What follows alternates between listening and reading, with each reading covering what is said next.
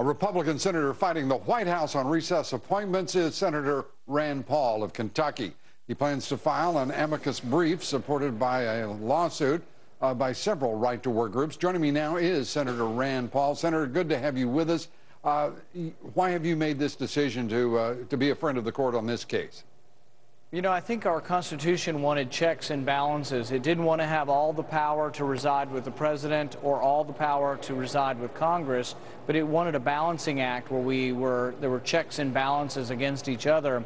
And the president really, by appointing people and saying, oh, Congress was in recess, really to take that power all upon himself when we in the Senate said we weren't in recess, it's a real constitutional dilemma. It's a constitutional dispute. And I worry that he could tonight appoint a Supreme Court justice under this logic. And so filing that brief, let's talk also about the amendment that you're pushing on the Stock Act, which is to have it extend as well a ban against insider trading on members of Congress and your staffs. Would extend that ban to the executive branch.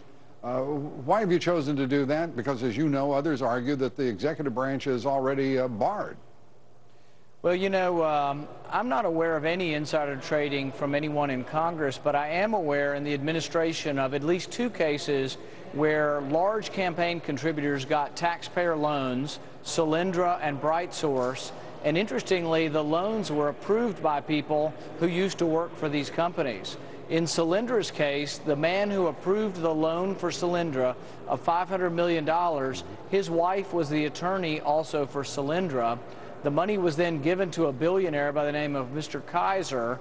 BrightSource Energies, BrightSource Energies, same thing. $1.6 billion given to Robert Kennedy's company. Guess who approved the loan? A guy who used to work for Robert Kennedy. So I think there is some insider trading going on in the executive branch. And if we're going to talk about insider trading, the executive branch shouldn't try to exempt themselves from it. Insider trading, again, legally, broadly defined, what you're describing is, I think, what many people would call cronyism, rather than classic insider trading, which usually involves investment securities. Yeah, I wouldn't say that I'm going by the technical definition, but I think these are insiders using their influence, their campaign contributions to get money from the taxpayer. And I think most people would say it's a conflict of interest and it's unethical. And so if we're getting at the heart of ethical dealings in government that involve money, certainly this should stop. And I think this is really unfair to the taxpayer.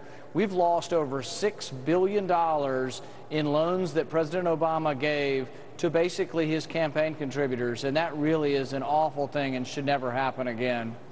Well, Senator Rand Paul certainly on the forefront of making certain that those kinds of things don't happen, both now and in the future. And Senator Paul, I wanted to say thank you again for introducing me originally to the Sacketts, whose case is now before the U.S. Supreme Court as they fight the EPA. Senator Rand Paul, the man who awakened me to the facts of that case and the case that's about to be decided by the Supreme Court. Senator Rand Paul, it's always good to talk with you. Thanks for being here. Thank you.